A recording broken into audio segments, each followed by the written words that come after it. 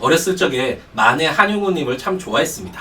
님의 침묵 알 수 없어요 등의 10분만 아니라 끝까지 국내에 남아서 독립운동을 했다는 점이 참 대단하다라는 생각이 들었죠. 상해 임시정부처럼 안전한 곳으로 가서 독립을 위한 활동을 할 수도 있고, 만주, 연해주 등에서 무장투쟁으로 독립운동을 하는 것도 충분히 의미 있는 독립운동이지만 국내에 남아서 독립운동을 끝까지 했다는 점이 참 멋있게 느껴졌습니다. 하지만 어린 시절엔 그저 배운 대로 만해 한용우님의 삶이 참 존경스러웠는데 나이가 들면서 의문이 들기 시작했습니다. 일본이 결코 가만히 보지만은 않았을 텐데 어떻게 한용우님은 국내에 남아서 끝까지 독립운동을 할 수 있었을까? 만해 한용우님의 평전을 한번 들고 한용우님이 출가를 했던 백담사로 향했습니다. 속초에서 하룻밤을 잔 뒤에 괜히 어린 시절을 떠올리면서 운동장을 한 바퀴 돌기도 하고 청초항을 산책하며 기분을 새롭게 한 뒤에 속초에서 30여 분 거리에 있는 백담사를 찾아갔죠. 고속버스를 타고 용대리역에서 내린 뒤에 10분 정도를 걸어서 올라가면 백담사로 향하는 셔틀버스를 탈 수가 있습니다. 도보로도 2시간 정도 걸어야 도착할 수 있는 먼 거리인데 세상이 참 좋아져서 15분 정도 버스를 타면 쉽게 백담사에 도착할 수 있네요. 한용우님이 이 거리를 터벅터벅 걸어 올라갈 때 어떤 생각을 했을까 생각해 봅니다.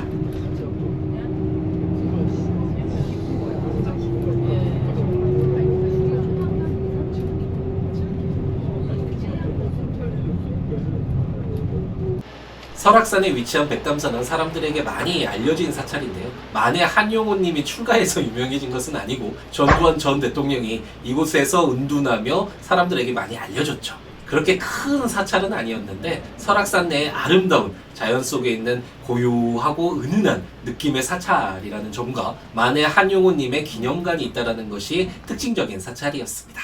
혹시 한용우님이 2번 결혼을 했고 아들과 딸도 있었다는 사실을 알고 계셨나요? 특히 재혼은 나이차가 많이 나는 미혼 여성과의 결혼이라는 점에서 다소 의외라는 생각이 들기도 합니다. 하지만 한용우님이 조선불교 유신론이라는 책에서 승려의 결혼금지를 풀어야지만 불교를 부흥시킬 수 있다라는 취지의 글을 쓴 것을 보면 결혼 자체가 자신의 인생관에 반하는 것은 아니었던 것 같네요.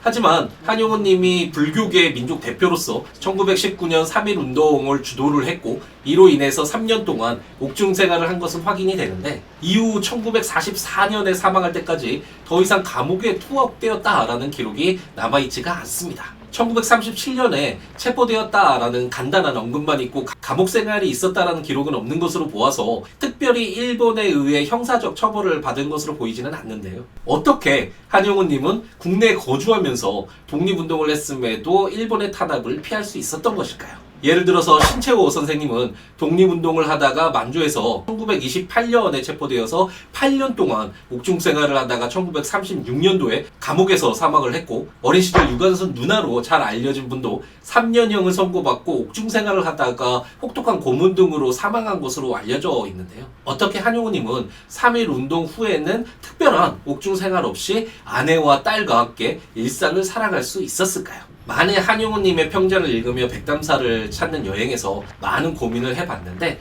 제 결론은 만해 한용우님이 국내에 거주하면서도 일본의 탄압이 거의 없었던 것은 우리가 생각하는 것보다는 한용우님의 독립운동이 일본에 위협이 되지 않았기 때문인 것 같습니다. 물론 1939년에 일본이 창씨개명을 시행을 하면서 조선에 대한 탄압을 진행을 했고 이강수, 최남선 등의 문학인들도 대부분 개명을 하면서 일본에 동조를 했음에도 불구하고 한용우님은 끝까지 창씨개명을 하지 않았고 그로 인해서 배급 등의 불편을 감수한 것은 사실인 것으로 보이는데요. 그리고 불교 잡지와 여러 신문사에 저항문학이라고 불릴 수 있는 글들을 쓰고 독립운동 인사들과 교류를 하면서 일본에 반대하는 태도를 보이던 이었던 것은 분명하지만 일본에 위협이 되거나 조선 독립에 중요한 영향을 미치는 독립운동을 한 것은 아닌 것 같습니다. 오히려 승려임에도 2번의 결혼을 하고 자녀들을 가졌으며 술을 좋아해서 술집에 자주 찾아가서 술을 마시고 젊은이들과 싸움에도 밀리지 않는 단골 기질의 사내였으면